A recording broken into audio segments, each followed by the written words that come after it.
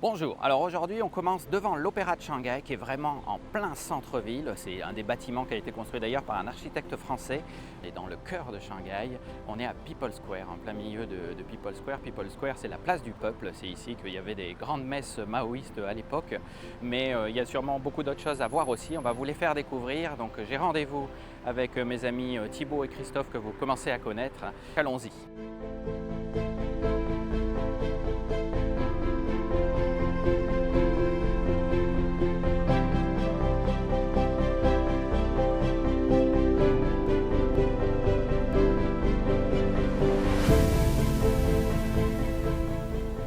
Ici, on est dans le coin nord-ouest de People Square qui fait à peu près une ovale. On a ce vieux bâtiment qui est le musée d'histoire de Shanghai. Donc bien évidemment, c'est ici que j'ai donné rendez-vous à Thibaut et à Christophe. Tiens, voilà David. Bonjour. David. Bonjour.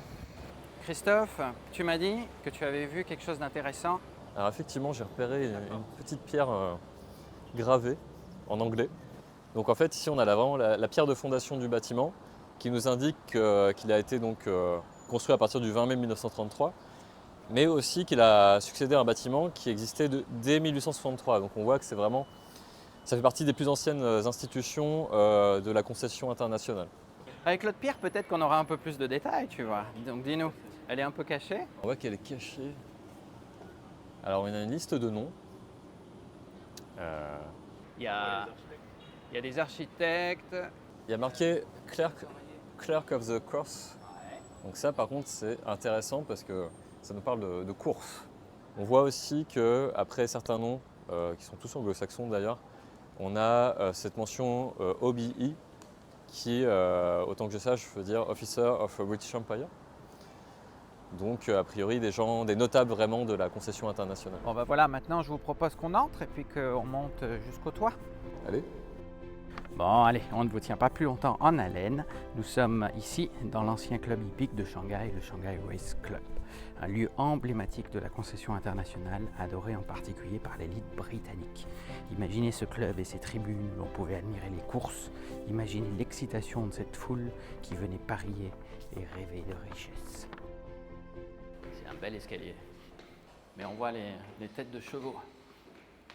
Ils ont quand même gardé les mosaïques originelles dans les escaliers, typiques des bâtiments de l'époque, que les lords anglais.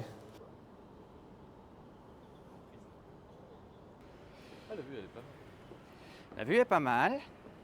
On est un peu paumé dans les arbres quand même.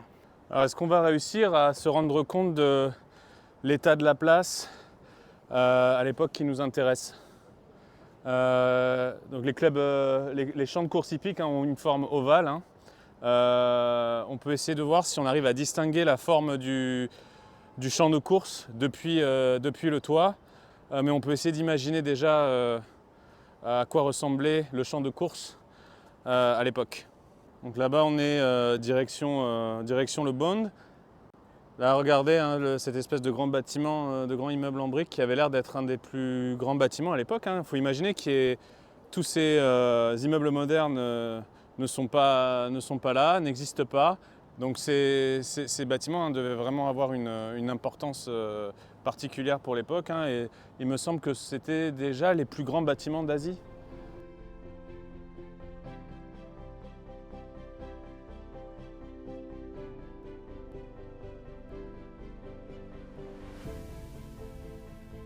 Donc ça serait la liste des membres du club qui seraient tombés au champ d'honneur pendant la Première Guerre mondiale. De connaissance, il y en a un. Il y a un Français. Lequel? Je vois un lieutenant Bourgeat sur la liste en haut. Exactement. Ok. Donc pour avoir fait la recherche sur Bourgeat, lui, il est mort à la bataille de la Somme, donc en 1916. À part ça, tu en sais plus sur Bourgeat? C'est intéressant. Tout petit peu plus. C'était un avocat. Il y avait une cour mixte franco-chinoise qui réglait les litiges entre les Français et les Chinois. Et lui, il était avocat auprès de cette cour-là. Et il devait aimer le cheval. Non, on n'a pas beaucoup de détails. On sait qu'il est arrivé, je ne sais plus, je crois au début du XXe siècle. comme beaucoup de monde en réalité, qui s'était dit qu'il y avait potentiellement des choses à faire en Chine. Et puis voilà. Mais il avait l'air, à la différence de beaucoup de Français, d'être aussi bien intégré dans la communauté anglo-saxonne. Pour preuve, il était membre de ce club-là. Là au milieu, il reste rien. Et on va passer là ensuite. Ah voilà, ouais, faut imaginer les tribunes ici. Il faut imaginer les tribunes, exactement. Les tribunes à droite, le long du bâtiment. Et donc, Là, on voit qu'on était là-haut. Ouais.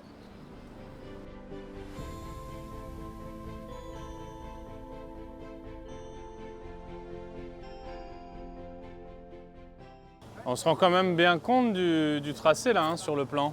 Bah, ça, c'est le cercle supérieur, on va dire, le demi-cercle supérieur. Et là, on a une jolie vue sur le cinéma et le parc hôtel juste à côté. Et allons-y, on est devant le parc hôtel, plus grand building d'Asie. le plus haut. 83 mètres, C'est ça, c'est ce qu'on a à peu vu. près. Quelle année de construction? 1934 il me semble. 1934. Et donc architecte Udek, Ouais. donc qui a laissé plusieurs bâtiments importants à Shanghai. Et donc il y a un petit musée hein, à l'intérieur de l'hôtel qui est en libre accès.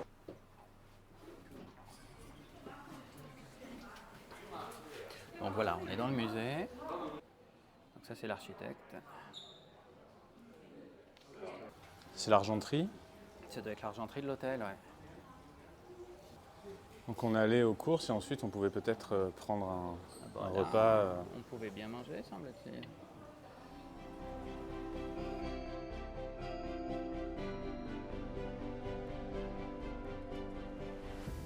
Un musée là. Hein. Il y a un Regardez. musée aussi? Shanghai Sports Museum. Ok.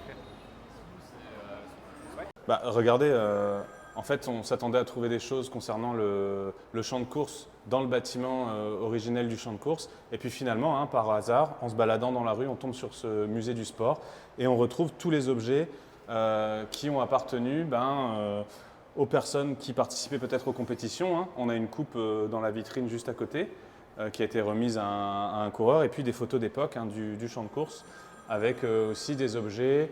La liste des courses, là, regardez. Ouais, franchement, pas mal. Et, donc, Avec tout le programme. et là, je crois qu'on voit que le champ de course abritait aussi des champs de cricket, enfin des terrains de cricket. Ouais, c'était C'était un stade multifonction. Ils appelaient ça le Sports Ground. Ouais, c'est ça. Donc c'était centre polyvalent de sport au milieu, les champs de course autour. Comme vous voyez, chaque coin raconte une histoire et malgré tout ce que nous avons vu avec Thibaut et Christophe, il reste tant à découvrir. People Square, la place du peuple, c'est bien plus qu'un simple lieu emblématique au cœur de Shanghai. Alors que vous soyez de passage ou curieux derrière vos écrans, ce lieu vous réserve encore bien des surprises. Si cette plongée dans l'histoire et la vie de Shanghai vous a inspiré, abonnez-vous pour continuer à explorer avec nous ou encore mieux, venez le vivre par vous-même. À très bientôt pour de nouvelles aventures.